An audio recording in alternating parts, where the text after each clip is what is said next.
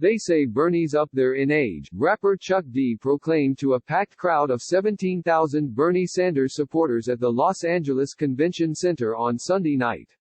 "Hey, I'm 59, I'm an old-ass rapper," joked the leader of revolutionary hip-hop legends Public Enemy.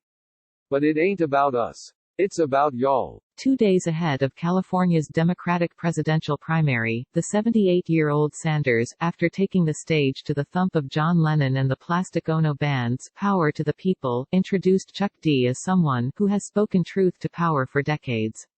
After his brief speech, Chuck and his four-man crew performed a 30-minute set featuring bits and pieces of such classic hip-hop agate prop as Bring the Noise, Black Steel in the Age of Chaos, and, fittingly, Fight the Power.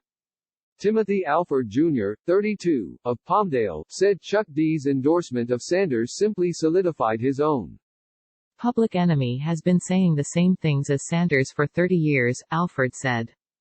Among musicians, Chuck D is far from alone for his full-throated support of the Democratic Socialist-turned-Democratic frontrunner. The Vermont senator has drawn endorsements from a wide range of Gen X and millennial rock musicians, from Vampire Weekend, The Strokes and Portugal the Man to Jack White, Best Coast and Bon Iver. Many are not only supporting Sanders by word but also performing at fundraisers or other rallies. Vampire Weekend and Bon Iver played Sanders events in Iowa in January. The Strokes performed for him in New Hampshire, and neo-soul group Nathaniel Rateliff and the Night Sweats are playing to boost Sanders' efforts in Minnesota on Monday on the eve of the Super Tuesday primaries.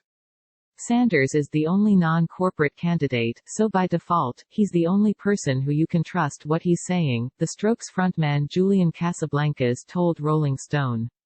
Whatever energy an announcement can give, we wanted to get that attention to Bernie. That's way more important. We would probably do anything he asked. Sonic Youth singer and bassist Kim Gordon has participated in politically and socially oriented rallies in years past, but this election has come out in public support for Sanders. Taking Sanders' grassroots campaign ethic to heart, she invited her more than 300,000 Instagram followers to join her in canvassing precincts door-to-door last month in the San Fernando Valley. "I feel like it's kind of the bleakest moment or maybe the most hopeful moment right now," she told The Times. "Or it could be both.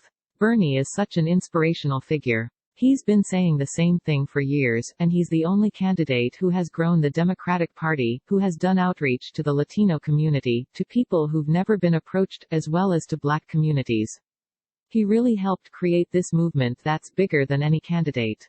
In addition to winning support in the rock community, Sanders also has won over a number of hip-hop artists, among them Cardi B, Lizzo, Run the Jewels Killer Mike, Anderson .Paak, Lil Yachty and rapper T.I., as well as pop stars including Miley Cyrus, Zedd and Ariana Grande.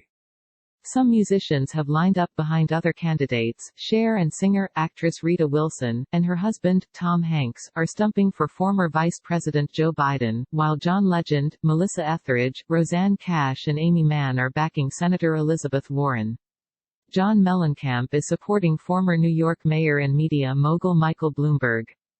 Another notable exception, Chuck D's longtime Public Enemy bandmate Flavor Flav, who was fired from the group after sending a cease and desist order to Sanders on Friday that accused the campaign of using Flav's unauthorized likeness, image, and trademarked clock to promote the rally. On Sunday, Public Enemy announced in a statement that Public Enemy and Public Enemy Radio will be moving forward without Flavor Flav. "We thank him for his years of service and wish him well." All these endorsements beg the question in 2020, what does such support mean in the age of social media? Unlike in decades past, when rock and pop stars' support was considered essential to amplifying candidates' public profiles or policy positions, it was virtually a rite of passage in recent decades when Bruce Springsteen would perform in support of Democratic presidential frontrunners. Today politicians can reach out directly voters through Twitter, Instagram and Facebook posts and advertisements. Voters themselves also voluminously broadcast their own preferences to their own followers, whether those number in the dozens or in the millions. For Cash, an outspoken activist for most of her life and the daughter of country music icon Johnny Cash, a tweet announcing her support for Warren wasn't posted with any expectation it would suddenly push the 70-year-old former schoolteacher to the front of the Democratic pack. People are pretty entrenched these days, there's not much dialogue, Cash said. I don't know what impact I'll have. If I make any waves, it's a tiny ripple. What's important to me is to participate in the process. For any given celebrity or artist, I think their political impact is diluted because of the online ecosystem we have now, said Nate Sloan, professor of musicology at USC. I think the exception to that is endorsements by artists that are unexpected in some way. One would be rapper Killer Mike, who has been a really strong supporter of Bernie Sanders' campaign. His endorsement has been particularly surprising, an African-American inner-city rapper endorsing a left-wing Jewish socialist from Vermont. It reaches communities Sanders might not otherwise reach. At the same time, Sloan cited another artist who has more in common with Sanders, 74-year-old rock star Neil Young, who last month took his oath of U.S. citizenship so he can vote in the November election and soon thereafter posted a scathing attack on President Donald Trump, laying out his concerns about climate change, his animosity toward Trump and his support for Bernie Sanders. We've seen examples where certain artists making public statements about politics backfired, USC's Sloan said. Lady Gaga was actually used by Trump in 2016 for her support of a Democratic candidate, and that became a rallying cry for how many people didn't like her. Neil Young has a fan base that's somewhat older, probably white, probably male, a lot of people who would be voting for Trump, said Sloan.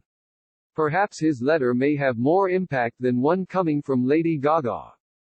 What Gaga has that Young, Cash or other veteran musicians don't, though, is millions of social media followers.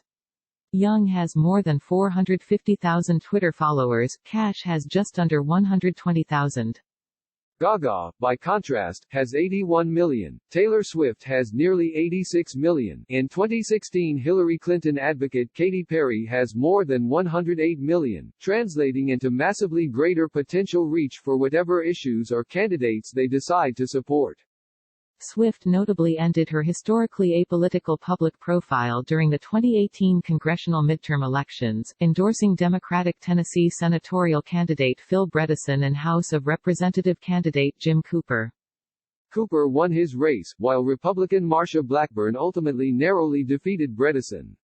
Swift's message urging her 120 million Instagram followers to vote, however, was followed by a wave of more than 434,000 new registrations, with nearly two-thirds from people under 30, in the first 5 days after her post went up, according to Vote.org.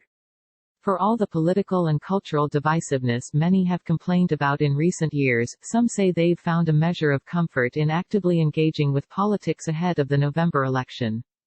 LA singer-songwriter Julia Holter was one of a handful of local indie musicians who performed on February 24 at an unofficial fundraiser for Sanders at the Lodge Room in Highland Park. It was a very warm feeling at the show, just people there for a cause and not taking themselves seriously, no divas, she said. Filled to capacity, the event ended up raising $10,000 for the Sanders campaign. In today's climate, Holter said, it's important for people to feel something positive.